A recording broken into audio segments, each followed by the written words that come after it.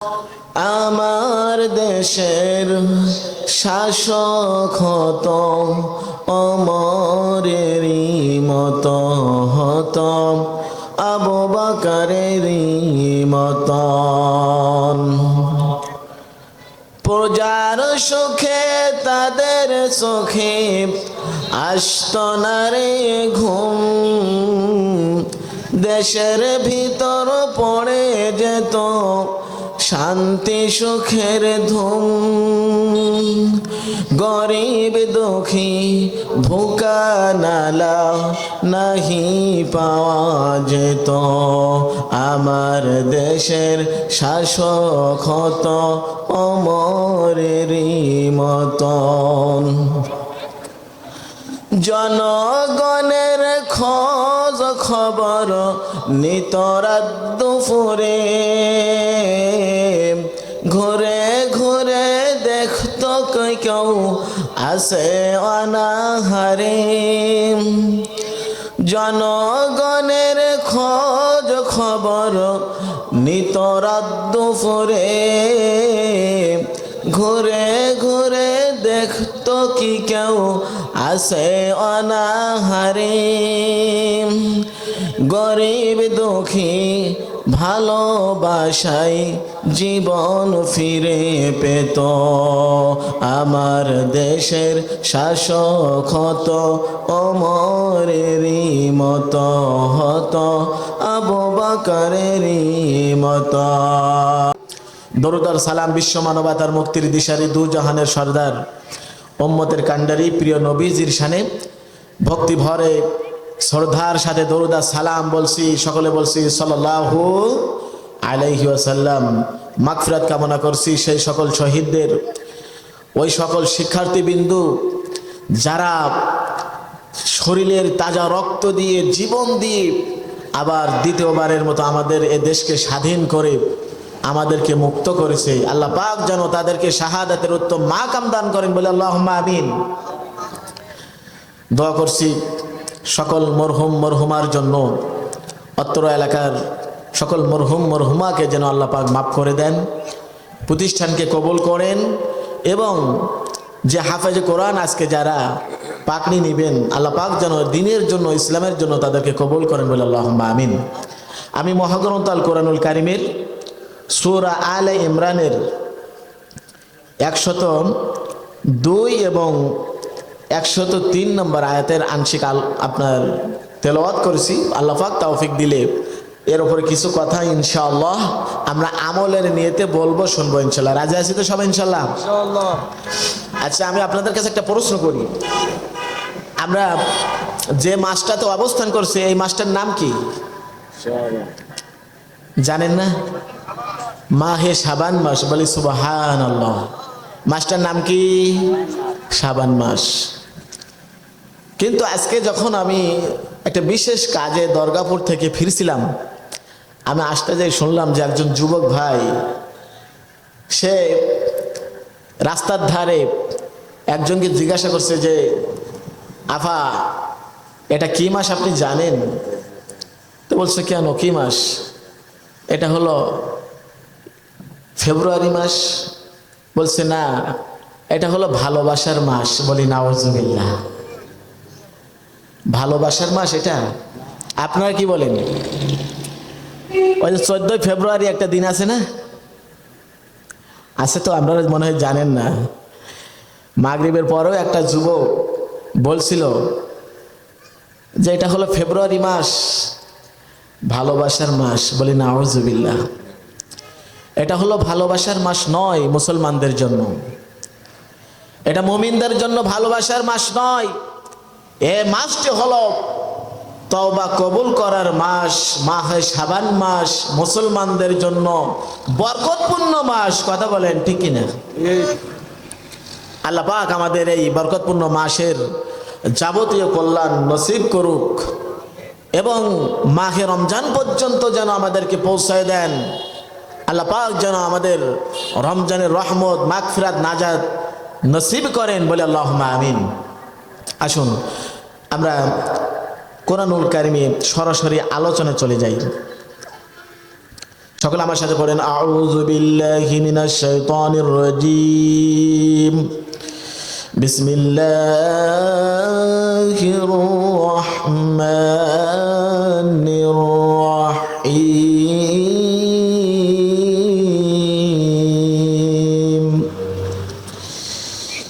ইয়া আইয়ুহাল্লাযীনা আমানু ইত্তাকুল্লাহা হাক্কা তুকাতিহি ওয়া লা তামুতুন্না ইল্লা ওয়া আনতুম মুসলিমুন। আল্লাহু আকবার। এটা আল্লাহু আকবার বলা যাবে না? আল্লাহু আকবার। আল্লাহ পাক ইরশাদ করছেন, ইয়া আইয়ুহাল্লাযীনা আমানুত্তাকুল্লাহ, হে ঈমানদারগণ, ইত্তাকুল্লাহ, তোমরা আল্লাহকে ভয় করো, হাক্কা তুকাতিহি, ভয় করার মতো ভয় করো, ওয়ালা তামুতুন্না, আর তোমরা মরো না, ইল্লা ওয়া আনতুম মুসলিমুন, মুসলমান না হয়ে তোমরা মরো না। সূরা আলে ইমরানের 102 নম্বর আয়াত। কয় নম্বর আয়াত বললাম? সূরা আলে ইমরানের 102 নম্বর আয়াত। আমরা মুসলমান দাবি করি না? আমরা কি মুসলমান না ভাই? আমরা মুসলমান দাবি করি, এবং আমরা যখন মারা যাই আমাদেরকেও মুসলমান হিসেবে দাফন করা হয়। কি বলা হয়? বিসমিল্লাহি ওয়া আলা মিল্লাতি রাসূলিল্লাহ। এই ব্যক্তিকে আমি রাসূলের মিল্লাতের উপরেই ছেড়ে দিলাম। কিন্তু আমার জীবনের খোঁজ খবর নিয়ে দেখা যায় যে রাসূলের আদর্শ বলতে আমার মধ্যে কিছু নাই। রাসূলের আদর্শ বলতে আমার মধ্যে কিছু নাই। আমরা মুখে যদি দাবি করি মুসলমান, মুখে যদি দাবি করি মুসলমান, তাহলে দাবি করলেই কি আমি মুসলমান হয়ে যাব মনে করা হয়? না। মুসলমান, রাসূল সাল্লাল্লাহু আলাইহি সাল্লাম বলেছেন, ইউশিকু আন ইয়াতি আলান নাসি জামান লা ইয়াবকা মিনাল ইসলামি ইল্লা ইসমুহু ওয়া লা ইয়াবকা মিনাল কুরআনি ইল্লা রাসমুহু মাসাজিদুহুম আমিরাতুন ওয়া হিয়া খারাবুম মিনাল হুদা উলামাউহুম শাররুম মিন তাহতি আদিমিস সামা মিন ইনদিহিম তাখরুজুল ফিতনা ওয়া ফীহিম তাউদ। এমন একটি জামানা আসবে যে সময় মানুষ শুধুমাত্র মুখে মুসলমানের দাবি করবে কিন্তু কাজটা করবে অমুসলমানের মতো। কথা বলেন ঠিক কিনা? আমরা মুমিন দাবি করি, আমরা কি মুমিন দাবি করি। মুমিন মুখে যদি শুধু দাবি করি, তাহলে সে দাবি করলেই কি মুমিন হওয়া যাবে বলেন? আচ্ছা, আপনারা সংসার জীবনে আছেন না অনেকে? যারা সংসার জীবনে আছেন, এই সংসার জীবনে আপনার কি কি কাজ আছে বলতে পারেন? কি কি কাজ আছে? সংসার শব্দটি লিখতে চারটি বর্ণ লাগে। শুনতে ছোট, খুবই সহজ, কিন্তু সংসার জীবনে অনেক কাজ একজন মানুষকে করতে হয়, ঠিক না? প্রধান কিছু কাজ আছে, সেটি হলো ওই পরিবারের সকল সদস্যর খাদ্যের সুব্যবস্থা তাকে করতে হয়, ঠিক না? পরিবারে যে সদস্য আছে তাদের পোশাকের জন্য সকল দায়িত্ব তাকে নিতে হয়, পালন করতে হয়। পরিবারের সদস্য যারা আছে তাদের চিকিৎসার ব্যবস্থা তাকে করতে হয়। পরিবারের সদস্য যারা আছে তাদের সুন্দর থাকার সুব্যবস্থা তাকে করতে হয়। প্রধান কয়েকটা কথা বললাম, কয়েকটা বিষয় বললাম। ইহা ছাড়া আরো অসংখ্য কাজ থাকে একজন মানুষের সাংসারিক জীবনে। কথা বলেন ঠিক না? সবগুলো মিলেই ওই ব্যক্তিকে বলা হয় একজন সাংসারিক ব্যক্তি বা একজন সাংসারিক লোক। আমি যে কয়টা বিষয় বললাম এর কোনো একটি যদি আপনি বাদ দেন তাহলে আপনি কি সংসারের দায়িত্ব ঠিক মতন পালন করতে পারবেন? কথা বলেন, পারবেন না। পরিবারে সবাই আছে, আপনি তাদের খাদ্যের ব্যবস্থা করলেন না, আপনি সংসার করতেছেন, এটা কি কেউ মেনে নেবে? কেউ মানবে না। অনুরূপভাবে আমরা মুসলিম হিসেবে আমাদেরও কিছু প্রধান কাজ আছে, যে কাজগুলো না করলে পরে মুসলমান কথা মুখে মানায় না। এর প্রথম স্টেপ হচ্ছে ঈমান। প্রথম স্টেপ কি?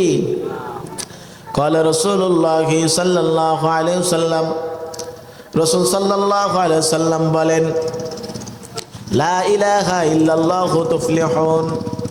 তুমি মুখে কালেমা বলো, লা ইলাহা ইল্লাল্লাহ, আল্লাহ ছাড়া কোনো মাবুদ নাই, মুহাম্মদ রাসূলুল্লাহ হলেন আল্লাহর রাসূল, তাহলে তুমি কামিয়াব হয়ে যাবে। একজন ব্যক্তি যদি মুখে এই বাক্যটি বলে আর যদি কাজগুলো তার মুমিনের মতো না হয়, মুসলমানের মতো না হয়, কাজগুলো যদি অমুসলিমদের মতন হয়, নাস্তিকদের মতো হয়, তাহলে ওই ব্যক্তি কি ইমানদার হতে পারবে? কখনোই পারবে না। কারণ মুমিন ওই ব্যক্তিকে বলা হয় যার ভিতরে তিনটি কাজের গুণ থাকবে তাকে মুমিন বলা যায়। এর এক নাম্বার হলো ইকরার বিল লিসান। মুমিন যে ব্যক্তি হবে তার মুখে স্বীকার করতে হবে যে আল্লাহ এক, তার কোনো শরীক নাই, মুহাম্মদ রাসূলুল্লাহ সাল্লাল্লাহু আলাইহি সাল্লাম হলেন আল্লাহর রাসূল। সুবহানাল্লাহ।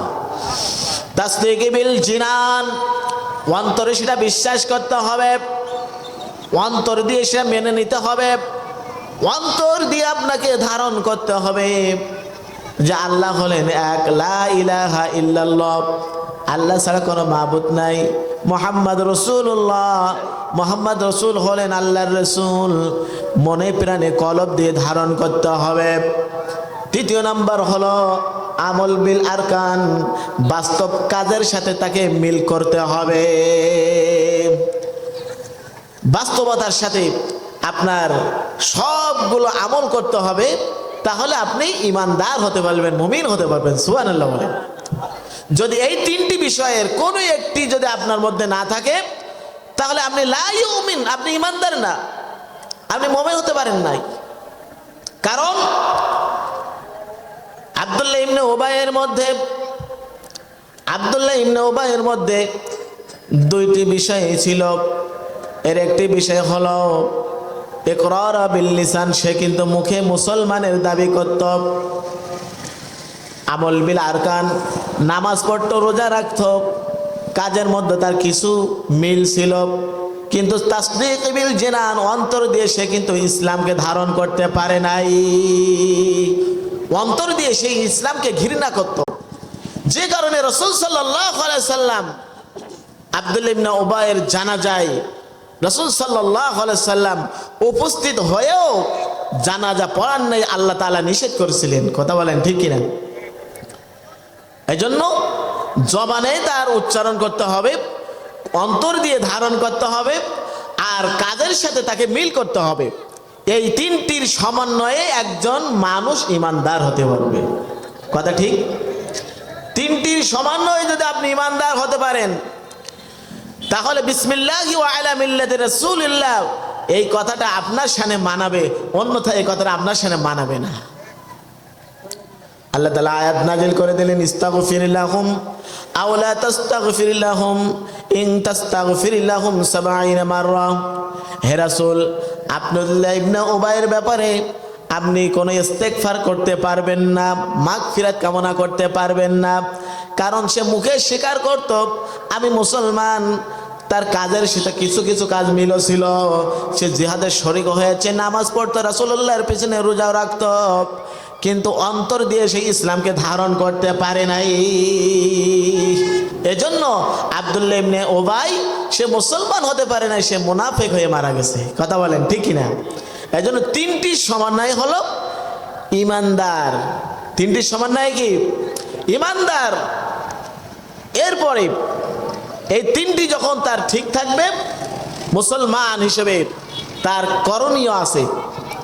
মুসলমান হিসেবে তাকে 51টি বিষয়ে আমল করতে হবে। কয়টি বিষয়ে? 51টি বিষয়ে যদি সে আমল করতে পারে তাহলে এই ব্যক্তি হবে খাঁটি মুসলমান। আল্লাহ তাআলা বলেছেন, লা তামুতুন্না ইল্লা ওয়া আনতুম মুসলিমুন। মুসলমান না হয়ে মরো না। বোঝা যায় মুসলমান না হয়ে যদি মারা যায় কোনো ব্যক্তি, ওই ব্যক্তির জাহান্নাম ছাড়া উপায় নাই।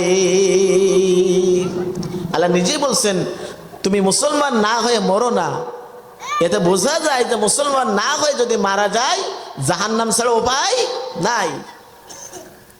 মুসলমান হতে হলে তাকে 51টি বিষয়ে আমল করতে হবে। কয়টি বিষয়ে ভাই? 51টি বিষয়ে। এই 51টি বিষয়ের মধ্যে আমরা কিছু আংশিক বিষয় আলোচনা করব যতটুকু সময় পাবো। আল্লাহ পাক যেন আমাদেরকে আমল করার তৌফিক দান করেন, বলি আল্লাহুম্মা আমিন। আমরা মুসলমান না হয়ে মরতে চাই না। আমরা মুসলমান না হয়ে মরতে চাই না। একজন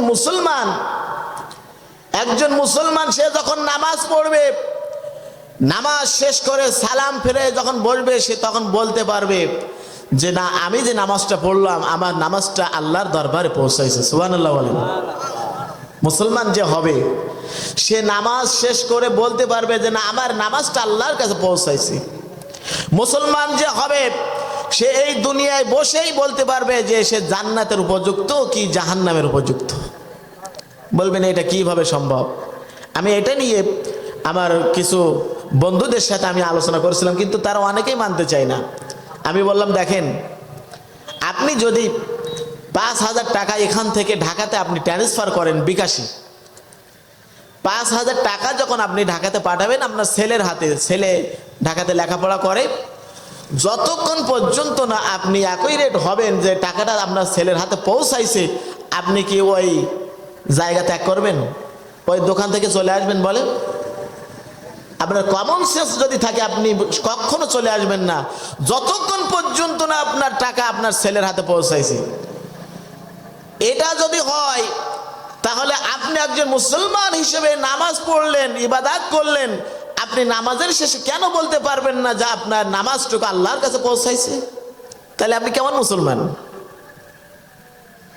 সূরা আলে ইমরানের 102 নম্বর আয়াতে আল্লাহ পাক বলেন, ইয়া আইয়ুহাল্লাযীনা আমানুত্তাকুল্লাহা হাক্কা তুকাতিহি ওয়া লা তামুতুন্না ইল্লা ওয়া আনতুম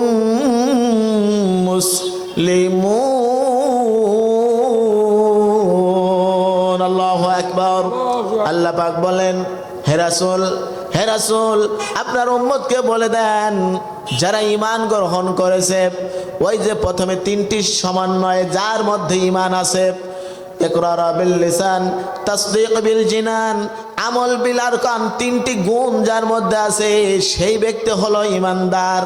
এর পরের কাজ হলো ও যেন আল্লাহকে ভয় করে, আর ভয়টা করতে হবে অরিজিনাল ভয় করার মতো ভয়। কথা বলেন ঠিক কিনা?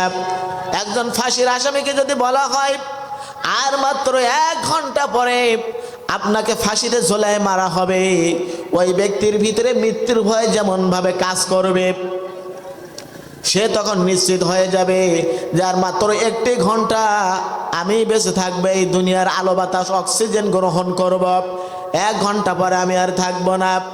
যেভাবে মৃত্যু তার ভিতরে কাজ করতে থাকবে, তাকে বারবার মৃত্যু স্মরণ করবে, একইভাবে একজন ঈমানদার সে তার রবকে ভয় করবে না। আমি কাউকে ভয় করি না, কোনো মাখলুকের ভয় করি না, আমি ভয় করি শুধু তার যার হাতে আমার জীবন এবং যার হাতে মরণ। সুবহানাল্লাহ। আমানুত্তাকুল্লাহা হাক্কা তুকাতিহি ওয়া লা তামুতুন্না ইল্লা ওয়া আনতুম মুসলিমুন। আর আপনার উম্মতকে আপনি বলে দেন তারা যেন মুসলমান না হয়ে মরে না। মুসলমান না হয়ে যদি মারা যায় তাহলে বুঝতে হবে তার কপালে কি আছে? দুর্ভোগ আছে। আল্লাহ পাক বলেন মুসলমান হয়ে মরো, তাহলে তোমার পরকালের জীবনটা সার্থক হবে, তুমি জান্নাতি হবে। একইভাবে একজন খাঁটি মুসলমান সে বলতে পারবে যে না, আমি জান্নাতের উপযুক্ত কিনা, আমি জান্নাতের উপযুক্ত কিনা। দেখেন কিভাবে সে বলতে পারবে, যদি 51টি বিষয়ের উপরে তার আমল থাকে, ওই ব্যক্তি বলতে পারবে যে আমি জান্নাতের উপযুক্ত কি জান্নাতের উপযুক্ত না। মনে করেন আপনি যদি বিদেশে যান, সৌদি আরবে যান, যাওয়ার আগে আপনাকে কিছু কাজ করতে হবে। আপনার পাসপোর্ট করতে হবে, আপনার ভিসা লাগাতে হবে। বিদেশে যাওয়ার জন্য আপনার প্রয়োজনীয় জিনিসপত্র সবগুলো আপনাকে গোছাতে হবে। প্রয়োজনীয় যা কিছু দরকার সবগুলো আপনাকে গোছানো লাগবে। শুধু তাই না, আপনার মেডিকেলটাও সুন্দর হতে হবে। এরপরে সবগুলো ওকে হয়ে যাওয়ার পরে আপনার যখন প্লেন টিকিটটা হাতে পাবেন, তখন আপনি বলতে পারবেন না আমি বিদেশে যাওয়ার উপযুক্ত। কথা বলেন ঠিক কিনা? আপনার পাসপোর্ট ভিসা আছে, মেডিকেল সার্টিফিকেট আছে, প্রয়োজনীয় জিনিসপত্র সব কিছু গোছানো আছে, প্লেন টিকিটটাও হাতে পেয়ে গেছেন। এখন কিন্তু আপনি বলতে পারবেন না আমি বিদেশে যাওয়ার উপযুক্ত। অনুরূপভাবে একজন খাঁটি মুসলমান এই দুনিয়ায় থেকে সে বলতে পারবে সে জান্নাতের উপযুক্ত কিনা। যদি সত্যিকার অর্থে মুসলমান হয়ে থাকে, ওই ব্যক্তি অবশ্যই অবশ্যই বলতে পারবে সে জান্নাতের উপযুক্ত। সুবহানাল্লাহ বলেন। কথা ঠিক আছে না? মুসলমান হিসেবে তাকে জান্নাতের উপযুক্ত হতে হবে। তাহলে এই আয়াতের ব্যাখ্যা অনুযায়ী ওই ব্যক্তি সার্থক, ওর জীবন সার্থক, ওর ইহকাল পরকাল সবই ধন্য বলি সুবহানাল্লাহ। এখন মুসলমান হিসেবে আমাদের 51টি কাজের কথা আমি বলছি। 51টি কাজের মধ্য থেকে 22টি বিষয়ে তাকে বিশ্বাস থাকতে হবে। কয়টি বিষয়ে? 22টি বিষয়ের উপরে তার পূর্ণ ঈমান থাকতে হবে, পূর্ণ বিশ্বাস থাকতে হবে। তা না হইলে ওই ব্যক্তি কখনো ঈমানদারও হতে পারবে না, সে মুসলমানও হতে পারবে না। আমরা বিশ্বাস করি কিনা যে নামাজ আল্লাহর হুকুম? কার হুকুম বলেন? নামাজ হলো আল্লাহর হুকুম। এখন কোন ব্যক্তি সে যদি নামাজ নাও পড়ে, সে বিশ্বাস করে যে না নামাজ আল্লাহর হুকুম, কিন্তু সে ইচ্ছা করে পড়তে পারলো না, এ কারণে সে গুনাহগার হবে, কবিরা গুনাহ হবে, কিন্তু তার ঈমান ঠিক থাকবে। কি থাকবে বলেন? ঈমান ঠিক থাকবে। রমজান মাস, রোজা আল্লাহর হুকুম, এটা ফরজ হুকুম। যদি বিশ্বাস করে যে না রোজা আল্লাহর হুকুম, হয়তো সে বিশেষ কারণে রাখতে পারলো না, গুনাহ কবিরা হবে, গুনাহগার হবে, কিন্তু বিশ্বাস তার মধ্যে থাকতে হবে। কিন্তু সে যদি বিশ্বাস না করে যে নামাজ আল্লাহর হুকুম আমি মানি না, রোজা আল্লাহর হুকুম আমি মানি না, তাহলে সে কার মুমিন থাকতে পারবে? ঈমানদার থাকতে পারবে? ঈমানদার থাকতে পারবে না। তাকে বিশ্বাস থাকতে হবে যে না নামাজ, রোজা, হজ, যাকাত এগুলো আল্লাহর হুকুম। এগুলো হয়তো সে মানতে পারছে না, যে কারণে তার গুনাহ হচ্ছে, গুনাহ কবিরা হচ্ছে, কিন্তু তার ঈমান নষ্ট হচ্ছে না। কিন্তু এমন 22টি বিষয় আছে যেগুলোর উপরে সে যদি বিশ্বাস না করে, তার ঈমান সাথে সাথে নষ্ট হয়ে যাবে। তার নামাজ, রোজা, হজ, যাকাত কোনোটাই কোনো কাজে আসবে না। কথা বলেন ঠিক কিনা? নাম্বার এক হলো কালেমার উপরে ওই ব্যক্তিকে বিশ্বাস করতে হবে লা ইলাহা ইল্লাল্লাহু মুহাম্মাদুর রাসূলুল্লাহ। কথা বলেন ঠিক কিনা? প্রথম ঈমানের দরজা হচ্ছে কালেমা তৈয়বা। এই দরজা দিয়ে তাকে ঈমানের খাতায় প্রবেশ করতে হবে। কথা বলেন ঠিক কিনা? লা ইলাহা ইল্লাল্লাহ আমরা এটা মুখে উচ্চারণ করি, কিন্তু এর মর্মার্থ, এর সারমর্ম আমরা জানি না। লা ইলাহা, ওই ব্যক্তি যখন লা ইলাহা ইল্লাল্লাহ বলবে, সাথে সাথে আল্লাহ পাকের উপরে তাকে বিশ্বাস করতে হবে। আল্লাহ পাক যে এক, তার কোনো শরিক নাই, তিনি জীবনদাতা, মৃত্যুদাতা, এ মহাবিশ্বের মালিক একমাত্র আল্লাহ। এই কথা তাকে অন্তর দিয়ে ধারণ করতে হবে। আল্লাহ হলেন সকল ক্ষমতার উৎস, সর্বময় ক্ষমতার মালিক হলেন আল্লাহ। এই কথা তাকে অন্তর দিয়ে বিশ্বাস করতে হবে। কথা বলেন ঠিক কিনা? আল্লাহ হলেন নিরঙ্কুশ ক্ষমতার মালিক, একমাত্র ক্ষমতার মালিক হলেন আল্লাহ। এই কথা তাকে বিশ্বাস করতে হবে। রব্বুল আলামিন তিনি রিজিক দাতা, মৃত্যু দাতা, জীবন দাতা, তিনি বিধান দাতা, আইন দাতা। আল্লাহ পাক তার এই সিফাতের উপরে ওই ব্যক্তিকে বিশ্বাস করতে হবে। তার হুকুম ছাড়া আর অন্য কারোর হুকুম মানা যাবে না, এই বিশ্বাস তার মধ্যে থাকতে হবে। কথা বলেন ঠিক কিনা? ইন্না আনজালনা ইলাইকাল কিতাবা বিল হাক্কি লিতাহকুমা বাইনান নাস বিমা আরাকাল্লাহ। আল্লাহু আকবার। আল্লাহ পাক বলেন, ইন্না আনজালনা ইলাইকাল কিতাব, হে রাসূল আমি আপনার উপরে যে কিতাব নাজিল করেছি, বিল হাক্কি সত্য সহকারে, লিতাহকুমা বাইনান নাস আপনি মানুষের মধ্যে বিচার ফয়সালা করবেন, বিমা আরাকাল্লাহ আল্লাহ পাক যেমনটি বলেছেন দেখাইছেন। বলি সুবহানাল্লাহ। আল্লাহ পাক তিনি যে বিধানদাতা, তিনি যে হুকুমদাতা, তিনি যে রাজাধিরাজ, এই বিশ্বাস অন্তর দিয়ে ধারণ করতে হবে। তাহলে ওই কালেমা পড়া তার সার্থক হবে। সুবহানাল্লাহ। এরপরে নামাজ, রোজা, হজ, যাকাত, এভাবে 22টি বিষয়ের উপরে তাকে বিশ্বাস করতে হবে। আমানতু বিল্লাহ আল্লাহর উপরে ঈমান আনতে হবে। ওয়া মালাইকাতিহি ফেরেশতাদের উপরে ঈমান আনতে হবে, বিশ্বাস করতে হবে। ওয়া কুতুবিহি আল্লাহ পাক যত আসমানি কিতাব নাজিল করেছেন সকল কিতাবের উপরে তার বিশ্বাস করতে হবে।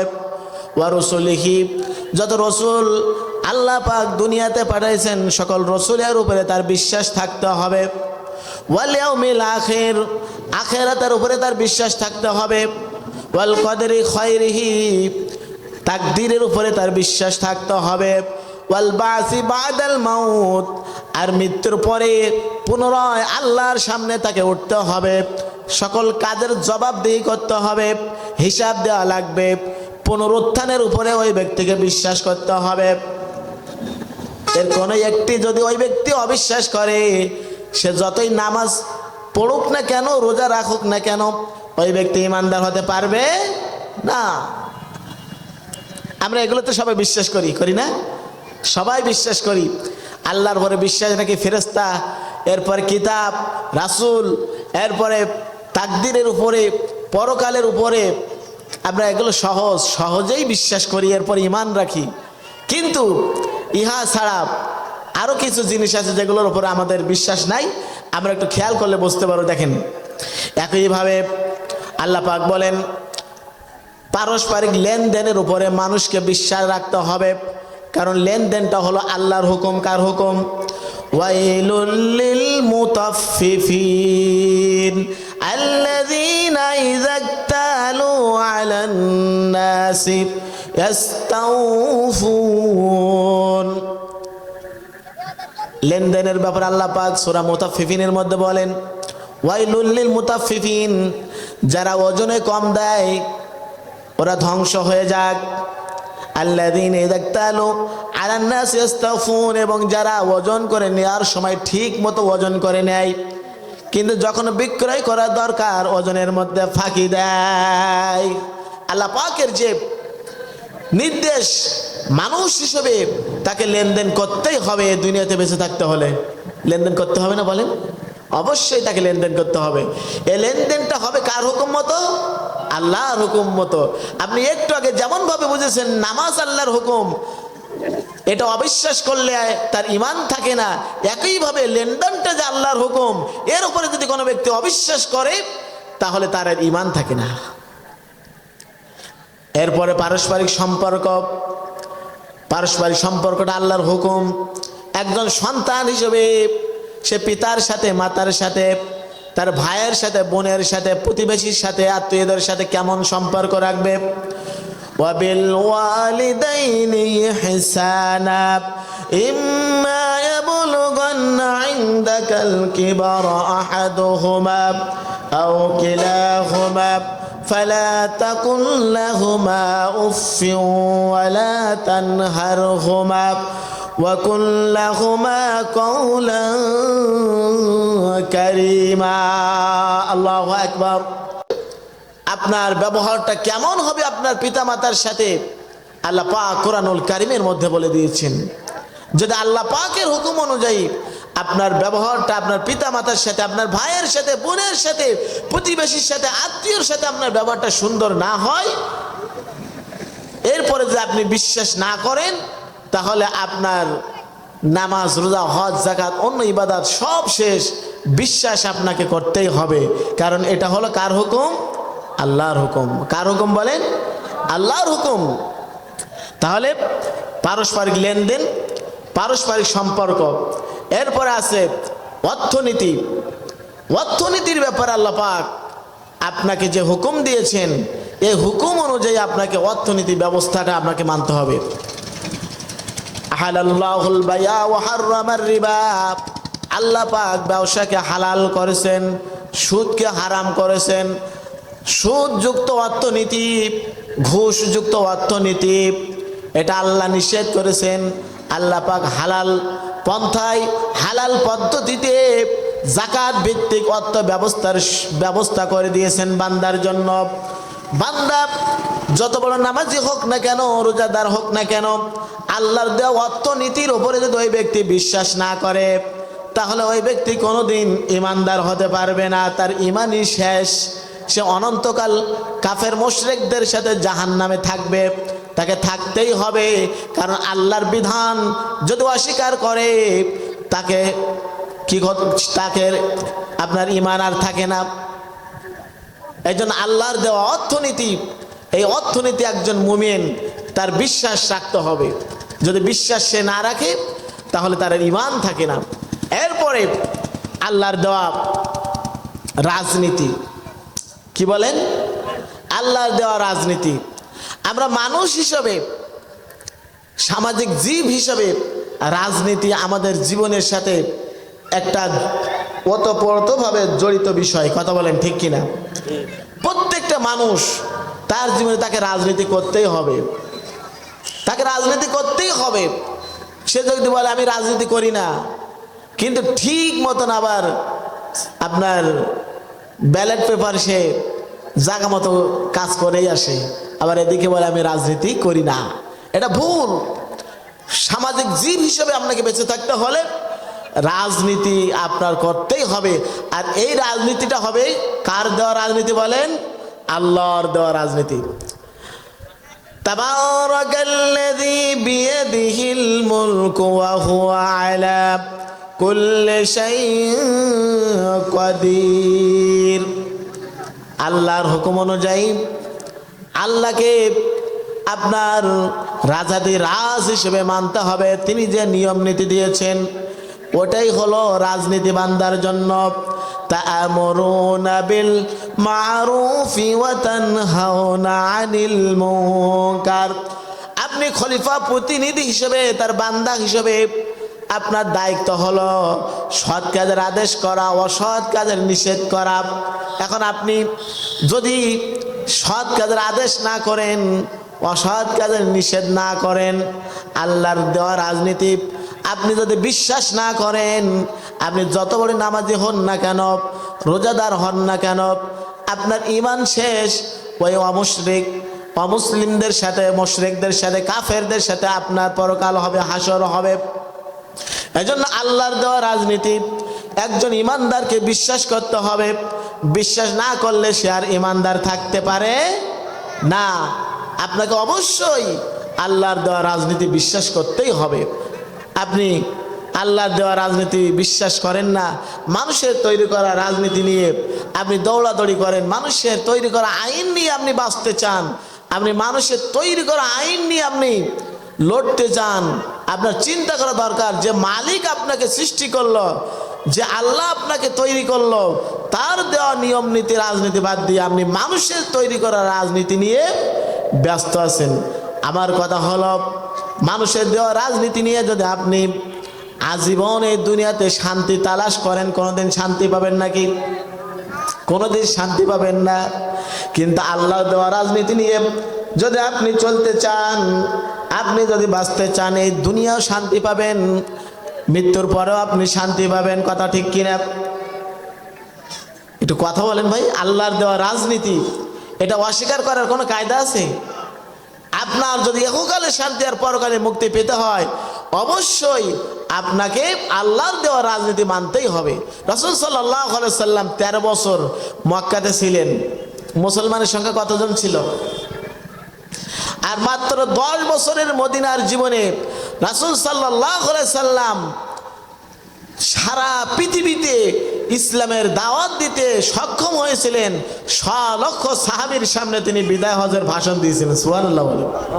তাহলে বোঝা যায় যে মুসলমানের জীবনের সাথে রাজনীতি অবশ্যই আল্লাহর দেওয়া হুকুম এবং ফরজ হুকুম, এর উপরে তাকে বিশ্বাস করতে হবে এবং আমল করতে হবে। অস্বীকার করলে তার ঈমান থাকবে না। কথা বলেন ঠিক কিনা? আল্লাহ সুবহানাহু ওয়া তাআলা সূরা নিসার 65 নম্বর আয়াতে ঘোষণা করেন, ফালা ওয়া রাব্বিকা লা ইউমিনুনা হাত্তা ইউহাক্কিমুকা ফীমা শাজারা বাইনাহুম। হে রাসূল, আমি আপনার কাছে যে বিধান নাজিল করেছি, আপনার কাছে যে কুরআনুল কারীম নাজিল করেছি, এই কুরআনুল কারীম আমার বিধান অনুযায়ী আপনি মানুষের মধ্যে বিচার ফয়সালা করবেন। আপনি একজন হলেন বিচারক, সর্বশ্রেষ্ঠ বিচারক। কোন ব্যক্তি যদি আপনাকে বিচারক হিসেবে না মানে, ফালা ওয়া রাব্বিকা লা ইউমিনুনা, ওই ব্যক্তি মুমিন হতে পারবে না, ওই ব্যক্তি ইমানদার হতে পারবে না।